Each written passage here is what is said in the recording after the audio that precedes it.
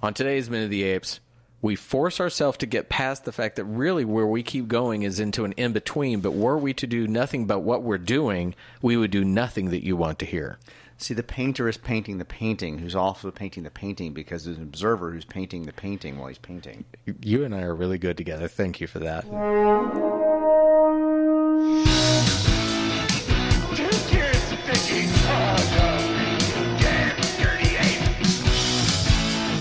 Exercise with an ape maker, human down. Then talks. With a divine bound.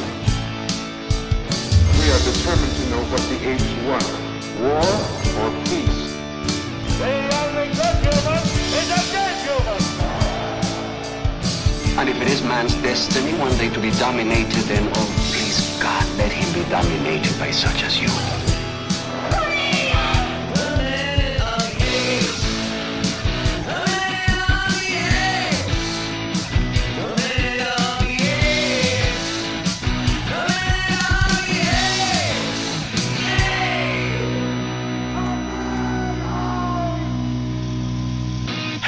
Welcome to Minute of the Apes, the daily podcast where we break down every minute of the Planet of the Apes movies, 1 minute at a time. I'm Todd. That was Richard laughing. And what you could not see was Sean bopping his head, knowing that I was going to come in and go, hello. Here we are. New week, minute 6. All right, we're getting into stuff it here, yeah. All right, Let's do it. so that we kick this off, no housekeeping off the top. Let's just go and tell me what's happening with minute 6 of Conquest, Sean. All right, we're going to start minute 6 with the elevator doors closing on Armando and Milo. I'm calling him Milo even though he's been called Caesar. And ends with the camera pushing in on what appears to be a female chimp who is painting a wall. All right, let's take a listen to minute 6 of Conquest of the Planet of the Apes. Attention, attention. This is the Watch Commander. Disperse, apes, gathering in the mall. Repeat. Disperse, apes, gathering in the mall.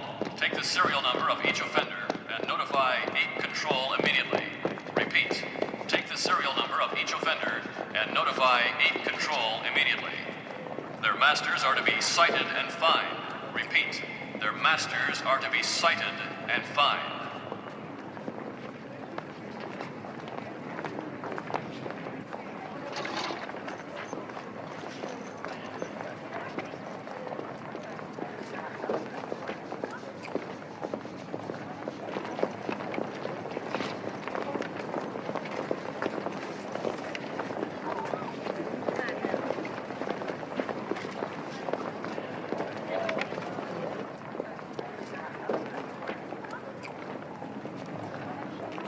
As of minute 6, we have a courtyard's worth of gorillas and chimpanzees, Milo, and I'm assuming a planet's worth of humans. Well, it's not Milo. We've said the name Caesar. Well, they said Caesar, but it's Milo. Okay, It's Milo. I think at this point we almost have to embrace the fact that it's Caesar. That they've changed it for whatever the reason of calling the baby that. There's a choice being made. I mean, we made logic in the last minute about why he would have a different name other than Milo. But Caesar is an obvious choice for them to use for this character. And okay, I mean, does that all but tell us what they're intending this character to be when they give him a name like Caesar? So whenever kinda, right? Yeah, Jim. Whenever Lando Calrissian was Calvin. in Jabba the Hutt's palace, dressed up as a guard, you didn't call him Jabba's guard, you call him Lando. So this is Milo, not Caesar. It's Caesar. But also, that is one of the worst moments in any movie ever when the camera goes and he goes, I'm going to pull this down so you know who I am. Just so you can see. Oh, it's so bad. So we could get a little Colt 45 down Speaking there. of so bad, introducing characters to step into an elevator for no reason so that they can end up in just an urban square. The cut was bad. Yeah. We're doing this, and then they just walk around a corner, and there's a giant loudspeaker with the watch commander talking. Oh, we'll get into that a little bit. Have them step into the elevator, go to a wide shot that shows me up high, people milling about the square, then go to them. Give me a moment for them to get down and out. Shows the doors closed, and then the doors open as they step out onto. Now we're into the promenade. Right. Now we're actually in a what appears to be a shopping center. We see shop fronts. So we had that's why I was confused when you're talking about Would you put Zeus in a place like this? No, oh my God, nobody would shop there. So I have a video to show y'all in just a second. Okay. What were you going to say? So we talked about the massive gorillas walking into this facility and being trained things with people around. Right. We then cut to the helicopter landing and them walking through a roof area and going down an elevator. We're now obviously in a shopping center with actual people, including women, which were not in the previous scenes before. True. Yeah. True. That tells me that it's a shopping area. But there's nothing to disconnect these three locations from each other. So I don't know if we're still back in the same center. You guys, I mean, you mentioned that you thought they were in the same facility, the same place they are. Well, which is why I'm confused. But could this be saying in this dystopian thing, and I'm going to say dystopian because we're in this moment, we get cops running through or toward the frame that are dressed like Nazis flat out. And this is a video I'm going to show you guys, and we might have a cut here in the audio, but this is from, it's a show called The Mitchell and Webb Look, and this is called Are We the Baddies? And it's about Nazis. So you'll understand when you see this. I'm putting the computer over here so you boys can see it. But this is, I mean, why dress like that? You'll understand what I'm saying. Now we'll see how these Russians deal with a crack SS division. So we have a guy walking forward dressed in a very much an SS outfit. Have courage, my friend. Yeah. Hans, I've just noticed something. These communists are all cowards. Have you looked at our caps recently? Our caps. The badges on our caps. Have you looked at them? What? No. A bit. They've got skulls on them. Have you noticed that our caps have actually got little pictures of skulls on them? I don't, Hans, are we the baddies? So that's a pretty I mean, pertinent thing that once you're dressed in the oppressive, scary look, it goes to the Empire and Star Wars. It goes to anything like that. Do you not realize you're the bad guy? But, you know, what I look at as far as this area where they are, the shopping center, it is very much a dystopian future. Something has gone wrong to where there's an authoritative rule over this. Correct. We've needed to reestablish a slave force, a servitude force, if you don't want to use slave, whatever, something we are putting into forced servitude of some sort. And so to exemplify, I mean, to draw that all together, they've also got a shopping center that's also probably the military center. That it looks like a compound to me where in this dystopian future, everybody almost lives in this kind of cement chaos. Right, we're going back to this idea that was in kind of Logan's Run or Buck Rogers or any of the movements where everything is congregated in the city and everything else outside is barren for whatever reason, just because it's barren or because it's got nuclear waste or whatever. We've done something to put everybody in the same. Who would live in the suburbs? You want to live in a city you want to live in the this future, kind of city, which is kind of what's happening now. Everybody's moving back to the city, but we speak as we live near the city. So the Watch Commander is telling the apes to disperse in the gathering mall. So apes are kind of gathering. We see the Nazis kind of run forward.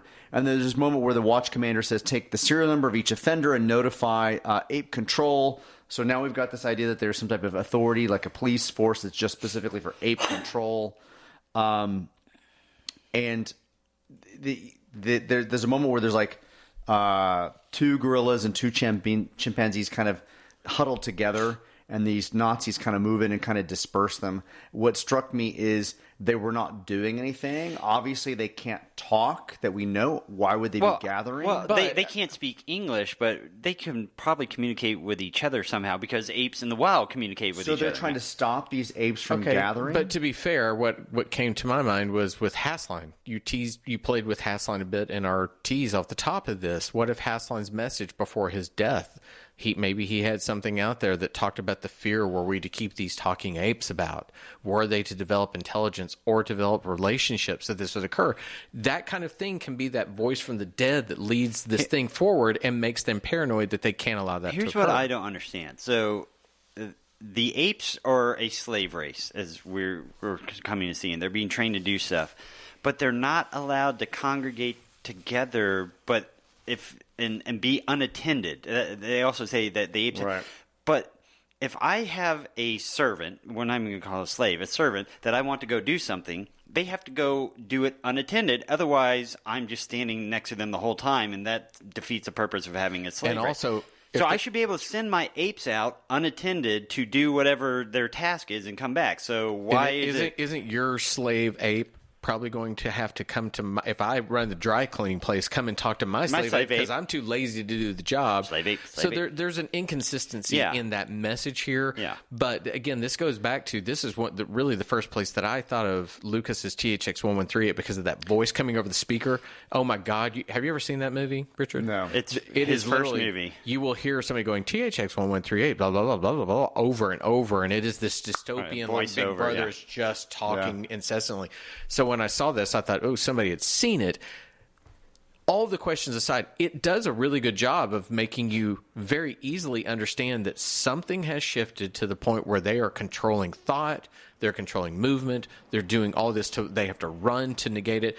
All the time that as we go along in these coming minutes, we are getting more and more of that Caesar is seeing this for the first time. Had the film opened with a security guard uneased about somebody escaping and shooting an ape, would have made this moment of them dispersing Probably apes so. more relevant. Otherwise, I don't know why they're dispersing apes that are just being trained to do some function. And on top of that, much like the beginning of the movie where we get a recap of the previous movie, we are getting a lot of announcer voiceover stuff that had...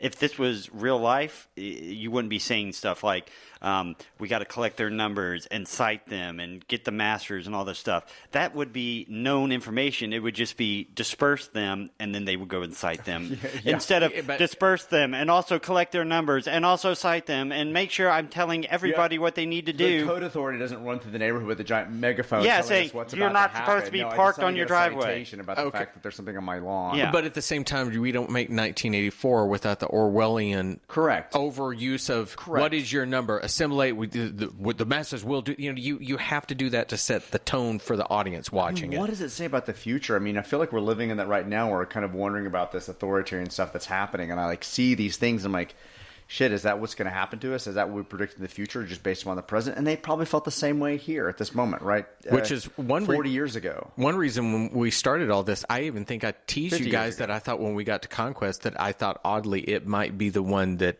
felt more relevant of its themes to what we're experiencing now. For sure. And as you go along, there's more about race, there's more about this oppression, all those kind of things. The funny thing is I read some of the reviews. The initial reviews were it's too oppressive, it's too harsh, this is just too much. Now the subsequent follow-up reviews are this is probably one of the better Apes films for that very reason, that it knew what it needed to say, that it took a chance, it did something. Well, what I said to Todd when he came over this morning when we were starting all this stuff, this is not a subtle movie from what I can tell from the first 5 minutes. It's going to hit you over the head with a hammer about what the theme is. It's rough. I mean, it definitely takes the lighthearted tone from Escape, the beginning of Escape, to take out any comedy whatsoever. Right. So these apes have congregated. What I noticed was the missed opportunity. Okay. We have the silver boxes and the green boxes again that were repeated from the opening scene, and they have no logos on them. Had this been today, that would have been branded the fuck out. Yeah, would have had something, despite the negative nature of what's happening. Their uniforms would have branding all over it. It would have product exactly. It would say NASCAR in it. And isn't that how weird that is? That only 40 years ago they could not see how much the idea of corporate tie-in would occur and what it would mean. Because you're right. Were this made to be today, you look at Blade Runner. Blade Runner made, 20 years, not even 20, maybe 15, had advertising all over the place. Everywhere, and it was the first one to say, here's what the future will be like. Advertising will be everywhere. Well, that's so fascinating. So Blade Runner really is the standout now in terms of when it was made and what it was doing, because you look at our other films of the time and even modern, Star Wars, Star Trek, they don't have this kind of product placement and the kind of demand of corporatization that happens. Of course not, because Star Wars took... But it's what's happened. Star Wars happened a long time ago in a galaxy far, far away. Of course that wouldn't be... And to be fair, they are space operas instead of science fiction per se. Right. But you would at least think... I could see how forward-thinking Blade Runner was to actually kind of predict that kind of product. But then again, how forward-thinking it was but it also happened a couple years ago in our real life, and Yeah. we are not anywhere near. Where are my goddamn flying cars? We're not near flying cars, but the We have self-driving commercialization, cars, yeah. 100% is Yeah, there. And that's basically what's happening with our modern media. Enhance. I mean, I remember Enhance. movies Enhance. just a few years ago where movies